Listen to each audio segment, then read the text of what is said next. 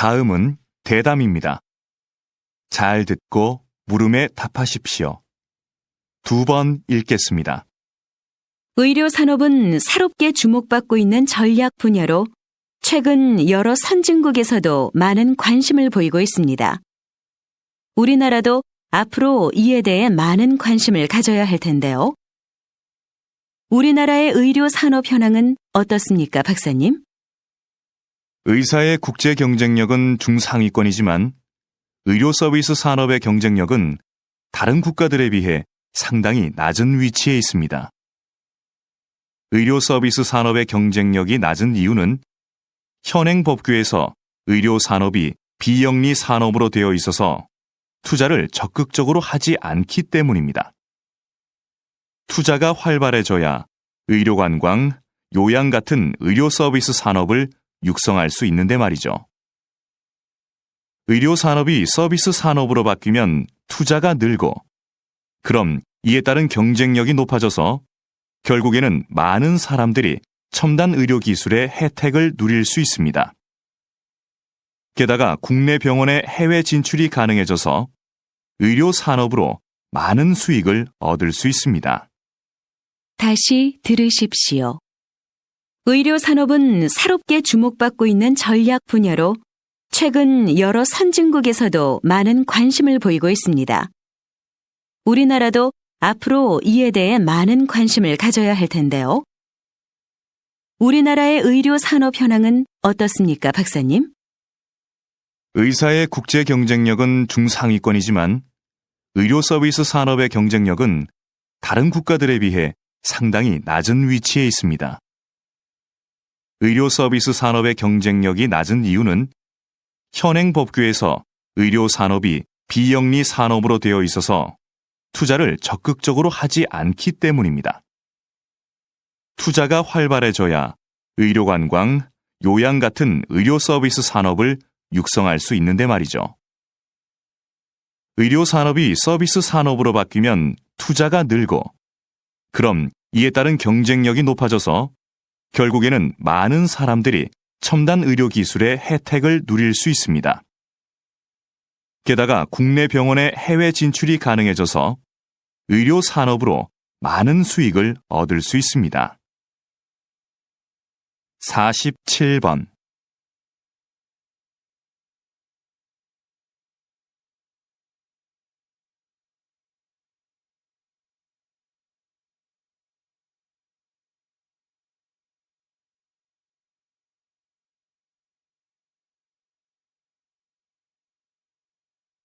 (48번)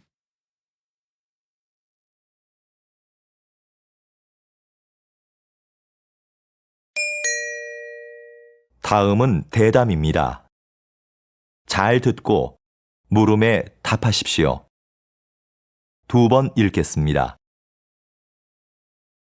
고서적하면 흔히 오래되고 뭔가 내용도 어려울 것 같은 옛 문헌들을 떠올리는데요. 박사님은 고서적 중에서도 일상적인 내용의 책들을 주로 연구해 오셨습니다. 왜 그런 책에 관심을 가지시는지, 또 그것을 연구하는 일이 현대에 어떤 의미가 있는지 궁금합니다. 제가 연구하는 고서들은 당시 일반 대중들이 많이 봤던 책입니다. 값싸게 만들어졌기 때문에 현재는 낡아서 볼품없고 버려지는 책들이지요. 하지만 많은 사람들이 읽었다는 점에서 중요도는 어느 것에도 뒤지지 않습니다. 분야도 다양해서 연애 소설이나 상업용 문서, 편지 작성법을 모아놓은 실용서 같은 것들이 있습니다. 이런 자료들을 통해서 옛사람들의 삶을 구체적이고 사실적으로 복원할 수 있는데요. 이것은 고서 연구뿐만 아니라 역사 연구라는 큰 틀에 있어서도 아주 기묘한 부분이라고 생각합니다. 다시 들으십시오. 고서적하면 흔히 오래되고 뭔가 내용도 어려울 것 같은 옛 문헌들을 떠올리는데요. 박사님은 고서적 중에서도 일상적인 내용의 책들을 주로 연구해 오셨습니다. 왜 그런 책에 관심을 가지시는지, 또 그것을 연구하는 일이 현대에 어떤 의미가 있는지 궁금합니다. 제가 연구하는 고서들은 당시 일반 대중들이 많이 봤던 책입니다. 값싸게 만들어졌기 때문에 현재는 낡아서 볼품없고 버려지는 책들이지요. 하지만 많은 사람들이 읽었다는 점에서 중요도는 어느 것에도 뒤지지 않습니다. 분야도 다양해서 연애 소설이나 상업용 문서, 편지 작성법을 모아놓은 실용서 같은 것들이 있습니다. 이런 자료들을 통해서 옛사람들의 삶을 구체적이고 사실적으로 복원할 수 있는데요.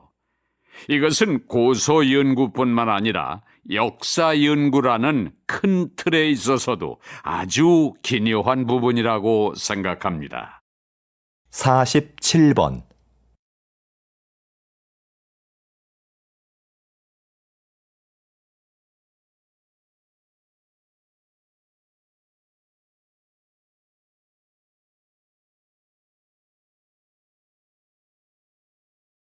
(48번)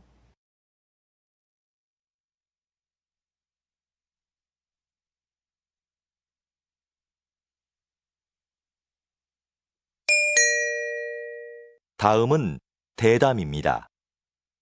잘 듣고 물음에 답하십시오. 2번 읽겠습니다. 장애를 딛고 평생을 장애인의 권익을 위해 살아오신 황현대 선생님을 모시고 말씀 나눠보겠습니다. 이번 장애인 올림픽에서도 선생님의 이름을 딴 황현대 상이 시상되었는데요. 먼저 여기에 대해 간단하게 말씀해 주시죠. 벌써 20년이 되었는데요. 제 이름을 딴 상을 시상하는 게 아직도 익숙하지 않습니다. 제가 거창한 일을 했다고 생각하지는 않고요. 다만 우리 장애인 스스로 한 사람의 당당한 사회 구성원으로 제 몫을 다하기를 바랐을 뿐입니다. 이 상은 장애를 극복하려는 의지를 가장 잘 보여준 선수에게 주고 있는데요. 고맙게도 지금까지는 수상자들이 제 기대 이상으로 사회에서 당당하게 자리를 잡았습니다. 그 점을 항상 고맙게 생각합니다. 다시 들으십시오. 장애를 딛고 평생을 장애인의 권익을 위해 살아오신 황현대 선생님을 모시고 말씀 나눠보겠습니다. 이번 장애인 올림픽에서도 선생님의 이름을 딴 황현대 상이 시상되었는데요. 먼저 여기에 대해 간단하게 말씀해 주시죠. 벌써 20년이 되었는데요. 제 이름을 딴 상을 시상하는 게 아직도 익숙하지 않습니다. 제가 거창한 일을 했다고 생각하지는 않고요.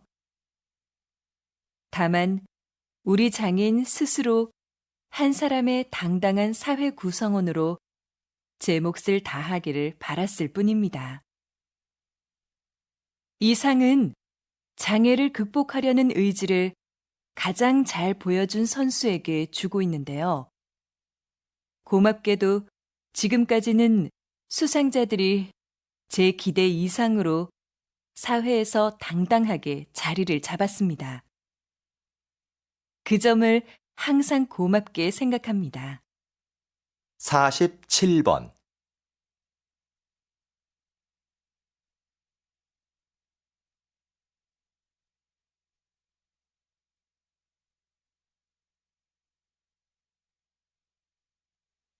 (48번) 다음은 대담입니다. 잘 듣고 물음에 답하십시오. 2번 읽겠습니다. 우리 시가 그동안 성공적으로 치렀던 다양한 국제 행사는 지역 발전의 원동력이었습니다. 그 행사들을 준비하면서 풍부한 도시 기반 시설을 갖출 수 있었죠. 우리 시의 인지도도 높일 수 있었고요. 거기에다 이번 국제 박람회까지 개최하게 된다면 우리 시는 세계적인 도시로 우뚝 설 수 있을 텐데요. 어떻게 하면 우리 시가 박람회 개최 도시로 선정될 수 있을까요? 박람회를 유치하기 위해서는 기존과 다른 목적을 설정해야 한다고 봅니다. 과거에는 박람회의 목적을 기반 시설 확충이나 도시 홍보에 두었는데요. 이제는 박람회가 소통과 축제의 장이 되도록 해야 합니다. 초창기의 박람회는 모두가 즐길 수 있는 하나의 재미있는 축제였어요. 다시 초기 박람회의 의미를 찾아야 합니다. 그러기 위해서는 먼저 모두가 공감하고 참여할 수 있는 방안을 모색해야겠지요. 다시 들으십시오. 우리 시가 그동안 성공적으로 치렀던 다양한 국제 행사는 지역 발전의 원동력이었습니다. 그 행사들을 준비하면서 풍부한 도시 기반 시설을 갖출 수 있었죠. 우리 시의 인지도도 높일 수 있었고요. 거기에다 이번 국제 박람회까지 개최하게 된다면 우리 시는 세계적인 도시로 우뚝 설 수 있을 텐데요.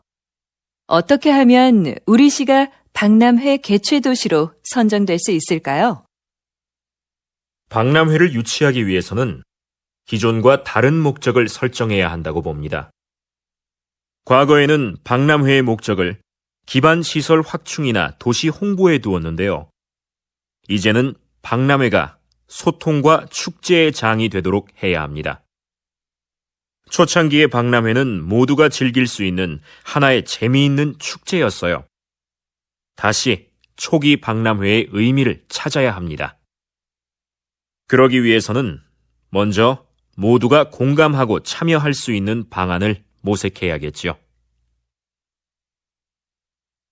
47번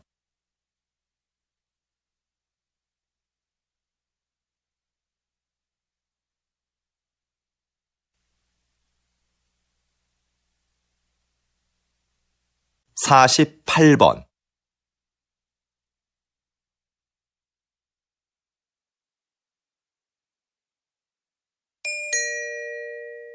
다음은 대담입니다. 잘 듣고 물음에 답하십시오. 2번 읽겠습니다. 전통 공예를 발전시키기 위해서 전승자들을 육성하고 보호하는 새로운 정책이 필요하다는 의견이 많은데요. 어떻게 생각하십니까? 지금까지의 정책은 주요 전승자들을 인간 문화재로 지정하고 그분들이 제자를 1대1로 교육해 전통 공예를 이어나가는 것이었습니다. 그런데 이런 방식은 전승 종목이 사유화될 우려가 있을 뿐더러 요즘 젊은이들이 별로 선호하지 않는다는 단점이 있었죠. 그래서 좀 더 새로운 전승 정책이 필요하다고 봅니다. 예를 들면 대학의 전통 공예 관련 강의를 개설하고 거기에 예산과 인력을 지원하는 겁니다. 전승자들이 대학에 출강하고 연구에 참여하면서 개방적으로 인재를 양성하는 거죠. 그리고 전승자들의 작품을 정부가 인증해 주는 겁니다. 다시 들으십시오. 전통 공예를 발전시키기 위해서 전승자들을 육성하고 보호하는 새로운 정책이 필요하다는 의견이 많은데요. 어떻게 생각하십니까? 지금까지의 정책은 주요 전승자들을 인간 문화재로 지정하고 그분들이 제자를 1대1로 교육해 전통 공예를 이어나가는 것이었습니다. 그런데 이런 방식은 전승 종목이 사유화될 우려가 있을 뿐더러 요즘 젊은이들이 별로 선호하지 않는다는 단점이 있었죠. 그래서 좀 더 새로운 전승 정책이 필요하다고 봅니다. 예를 들면 대학의 전통공예 관련 강의를 개설하고 거기에 예산과 인력을 지원하는 겁니다. 전승자들이 대학에 출강하고 연구에 참여하면서 개방적으로 인재를 양성하는 거죠. 그리고 전승자들의 작품을 정부가 인증해 주는 겁니다. 47번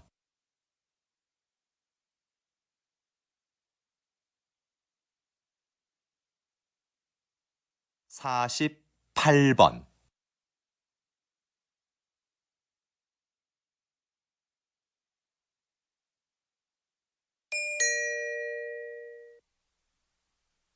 다음은 대담입니다.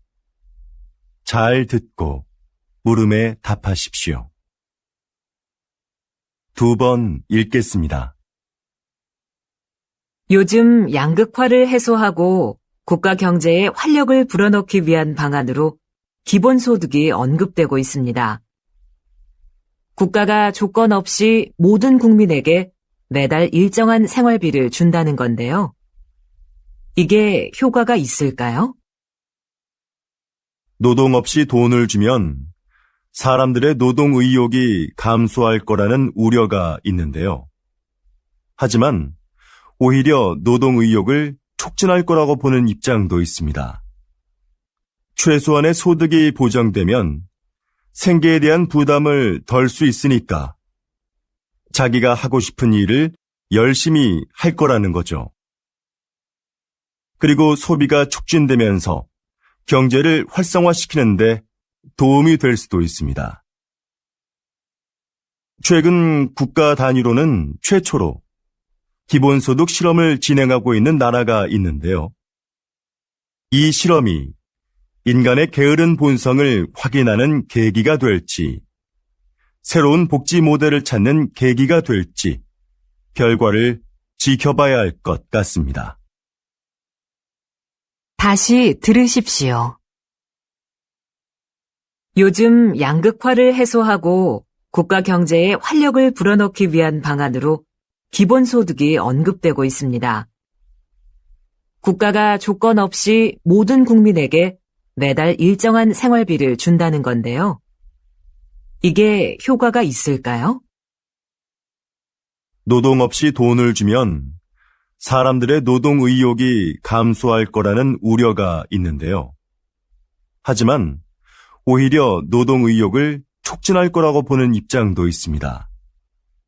최소한의 소득이 보장되면 생계에 대한 부담을 덜 수 있으니까 자기가 하고 싶은 일을 열심히 할 거라는 거죠. 그리고 소비가 촉진되면서 경제를 활성화시키는데 도움이 될 수도 있습니다. 최근 국가 단위로는 최초로 기본소득 실험을 진행하고 있는 나라가 있는데요. 이 실험이 인간의 게으른 본성을 확인하는 계기가 될지, 새로운 복지 모델을 찾는 계기가 될지 결과를 지켜봐야 할 것 같습니다. 47번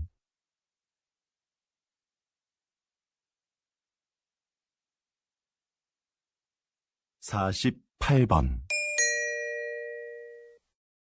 다음은 대담입니다. 잘 듣고 물음에 답하십시오. 2번 읽겠습니다. 인구 문제 해결을 위해 적정 인구부터 논의해야 한다는 것이군요. 네. 적정 인구란 사회의 규모와 경제적인 면에서 가장 바람직한 인구 수준을 말하는데요. 적정 인구 규모가 정해져야 그에 따른 인구 대책을 세울 수 있게 됩니다. 적정 인구는 일반적으로 사람들이 소비하는 자원의 요구량 또는 자원 생산에 필요한 땅 면적을 고려해 계산하는데요. 어떤 삶의 질과 방식으로 사느냐에 따라 요구되는 자원이 다르기 때문에 나라마다 적정 인구의 판정 기준에 차이가 있습니다. 따라서 적정 인구를 계산할 때는 국민들의 삶의 질도 함께 고려해야 합니다. 다시 들으십시오. 인구 문제 해결을 위해 적정 인구부터 논의해야 한다는 것이군요. 네. 적정 인구란 사회의 규모와 경제적인 면에서 가장 바람직한 인구 수준을 말하는데요.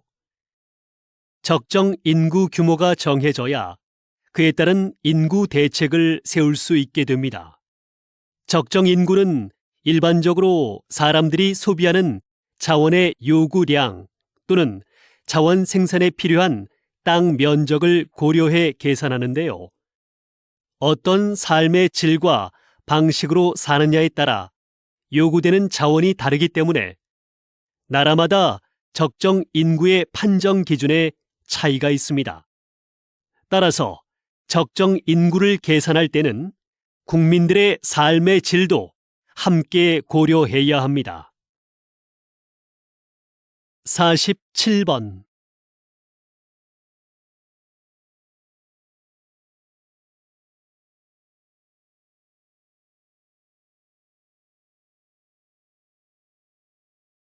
48번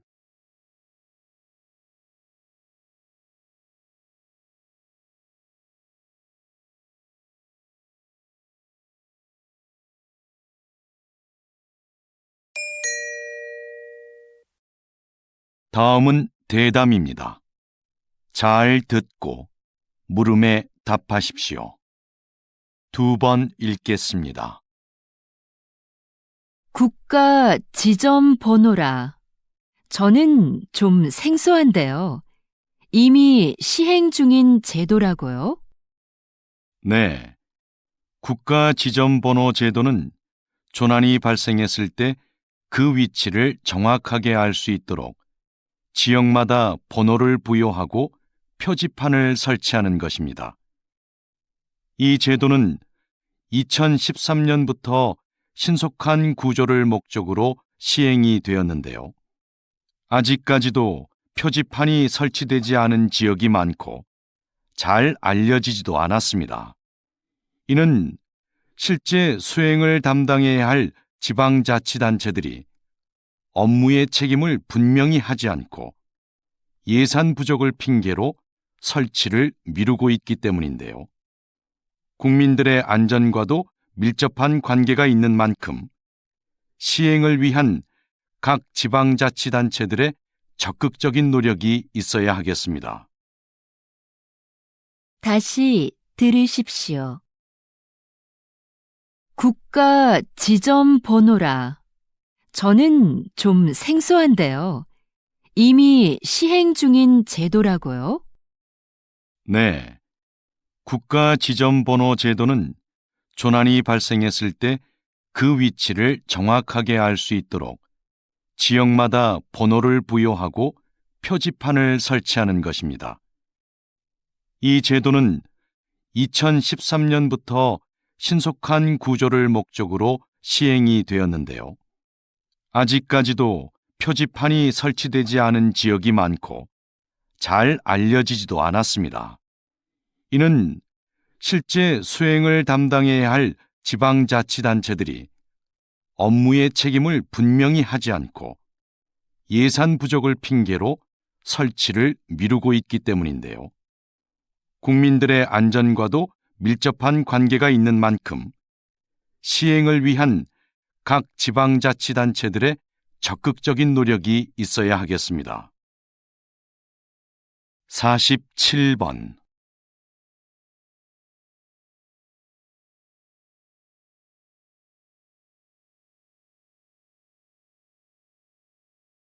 48번